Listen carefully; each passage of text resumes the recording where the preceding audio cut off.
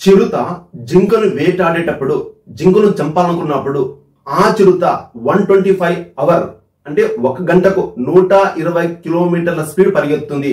ఆ స్పీడ్ లో కనుక ఆ చిరుత 30 సెకండ్ల కంటే ఎక్కువగా పరిగెత్తితే అది చనిపోతుంది.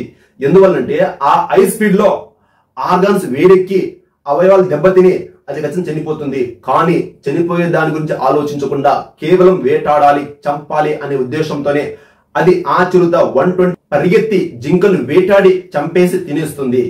అదే విధంగా మస్కిటోస్ దోమలు మనుషులు కుడితే మనుషులు చంపేస్తారని తెలుసు, కానీ ప్రాణాలు తెగించి ప్రాణం పోయినా పర్వాలని చెప్పేసి రక్తాన్ని తాగుతాయి. అవి రక్తాన్ని పీల్చి బ్రతుకుతున్నాయి. ఒకసారి ఆలోచించే స్టూడెంట్స్, మీరు కూడా మీ జీవితానికి మీ యొక్క ధైర్యంతో ముందడుగు వేయగలిగితే, ఏ స్టూడెంట్స్ అయినా సరే మీరు కూడా రిస్క్ తీసుకొని జీవితంలో ముందడుగు వేయాలంటే అనేక ఇబ్బందులను, వడదొడుగులను, సమస్యలను ఎదుర్కొని ముందడుగు వేయాలి.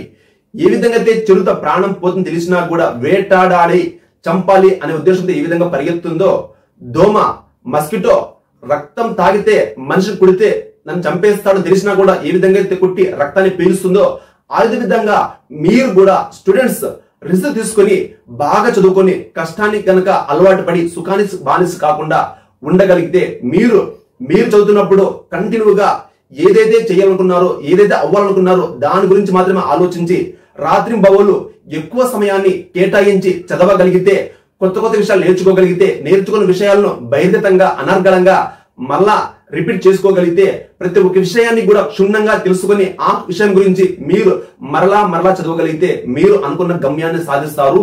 మిమ్మల్ని మీద మీ పేరెంట్స్ పెట్టుకున్న నమ్మకాన్ని కూడా ఉంచుకోగలుగుతారు.